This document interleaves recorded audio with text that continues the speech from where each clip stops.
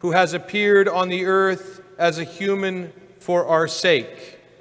By the way, that section from the hymnography of our church is also on the mosaic as you exit the church. If you look on the ceiling of the narthex, you'll see it there, that Christmas hymn.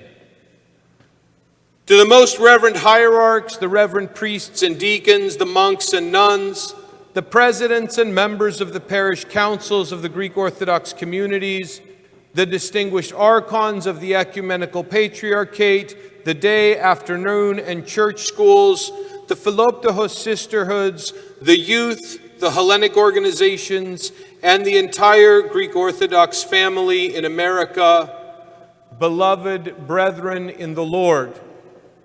In this darkest time of the year, we have arrived at the turn of time, when the brightest star that ever shone arises in our hearts to guide us to the cave in the city of David. We have all faced so very much this past year, and the little child of Bethlehem calls to each of us to come unto him and witness his vulnerability for our sake. He descended from heaven to be incarnate within the womb of a young virgin and entrusted himself to an old man whose mind was full of doubts. And we too have our innocence and our doubts, just like Mary and Joseph.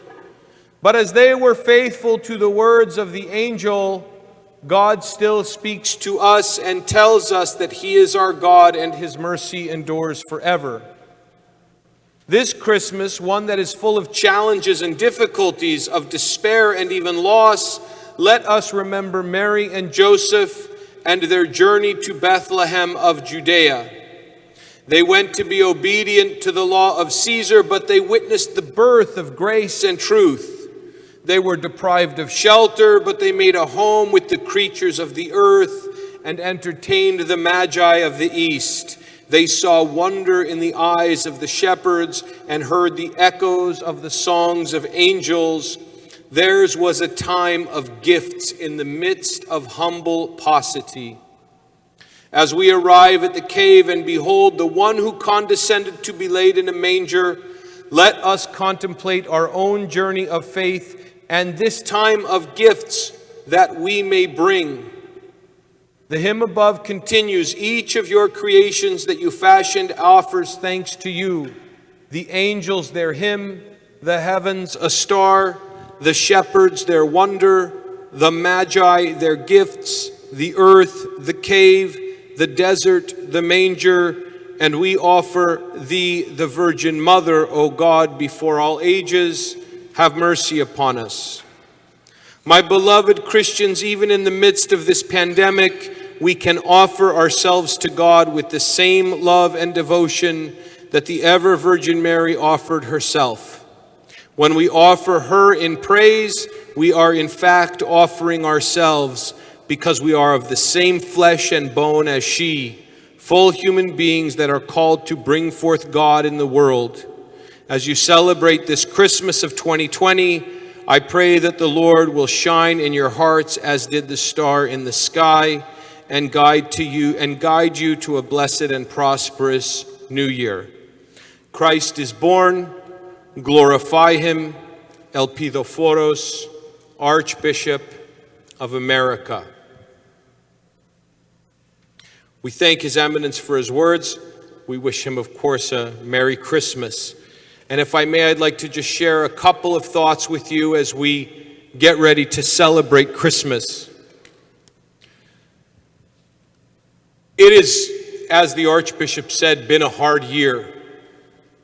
It's been trying. We have a lot of problems. We are in need of good news, are we not?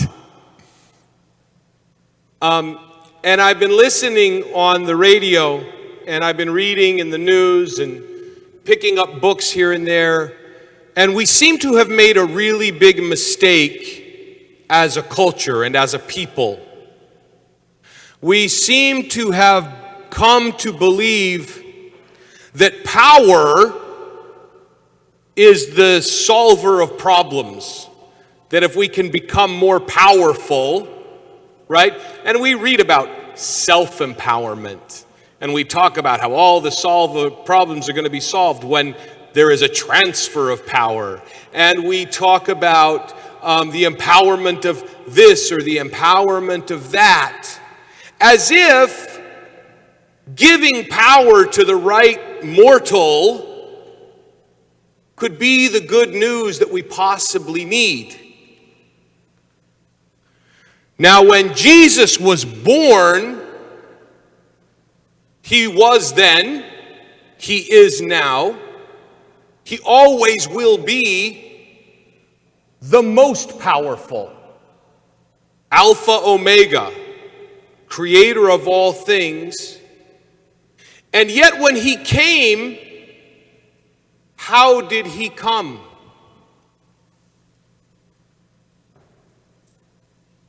He came vulnerable. He forsook his power and he rendered himself powerless in order to save you and I. That's what we're here to celebrate.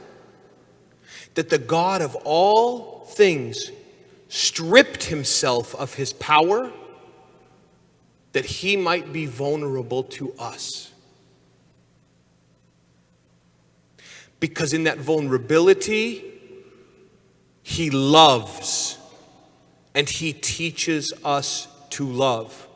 As Father Alex likes to say, we need to abandon the love of power and surrender to the power of love.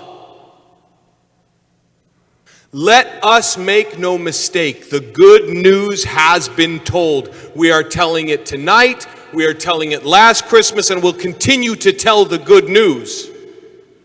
Christ is born, glorify him. And if we need solutions to our problems, those solutions have to start with love. They have to start with vulnerability. They have to start with compassion and forgiveness. And that's the message of the all-powerful, indefeatable God. That before anything can be fixed, it isn't who's in charge or how strong they are. There must be love. So this Christmas, let us turn our hearts away from worldly power and let us turn our hearts towards the power of the unconditionally loving God, Jesus Christ, who was born in a manger for our salvation. Thank you for your attention.